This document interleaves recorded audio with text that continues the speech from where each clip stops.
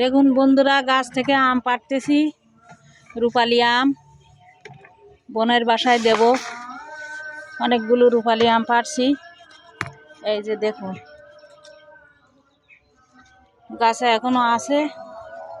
বর্ষার সিজনে যখন হালকা হালকা বৃষ্টি হয় তখন রূপালি আমগুলো পাকার মতন উপযুক্ত হয়। দুটোটাই আম পুকুরে পড়লো। আম দুইটা শেষ, ও আর উঠানো যাবে না, খাওয়াও যাবে না, তাড়াহুড়া করতেছে। এই যে দেখুন, রূপালি আম, জোরে জোরে জোরে টান দে। এই যে আরো দুইটা আম। আমরা দু বোন আম পাড়তে আসছি, তা অর্ধেক আম পুকুরে। দেখুন, বেশ ছোট গাছে অনেকগুলো আম ধরেছে। আগেও অনেকবার পেড়ে খাওয়া হয়েছে। সিজন শেষ। আমগুলো খুব মিষ্টি, রসালো, চিনি গুড় দেওয়ার মতন। দেখুন আর একটা পারলো, এই গাছের থেকে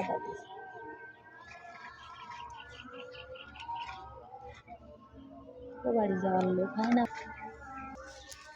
দেখা যাচ্ছে। হ্যাঁ, উপরে রূপালি আম গাছ, এবার আর পুকুর খেতে পারবে না এই আম। ও গাছের অনেকগুলো আম পুকুরে পড়েছে। এই গাছটা বেশ বড়, এই গাছটা ছোট ছিল। তিনটা। আকাশের মেঘ কেটে গেছে, এখন পরিষ্কার দেখা যাচ্ছে। দেখুন এখনো আম পাড়া হচ্ছে।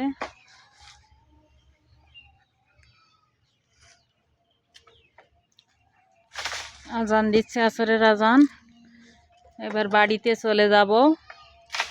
বোনের বাড়িতে আসছি দাওয়াত খেতে। বোনের পুকুর দেখুন, এরিয়ার পিছনে বিল, এখানে ধান চাষ হয়। এবং বৃষ্টি হয়ে বিলে ঘাস হয়েছে, গরু ছাগলে খাচ্ছে। দেখুন দূরে ছাগল গরু ঘাস খাচ্ছে। বিলে ঘাস হয়েছে, গরমে মারা গেছিল ঘাসগুলা, আবার নতুন করে ঘাস বের হয়েছে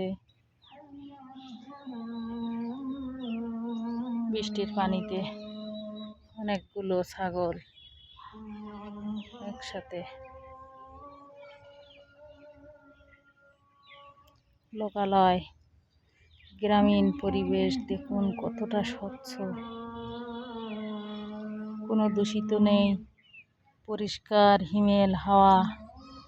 যে দেখুন মাটির রাস্তা দেওয়া, ওখানে চিংড়ি মাছ চাষ হয়, বাগদা চিংড়ি। ঘেরের মধ্যে লবণ পানিতে চিংড়ি মাছ চাষ হয়, আবার ঘেরের বাইরে মিষ্টি পানিতে ধান চাষ হয়। বন্ধুরা, আমার ভিডিওটা ভালো লাগলে লাইক কমেন্ট ফলো দিয়ে পাশে থাকবেন। আল্লাহ হাফেজ।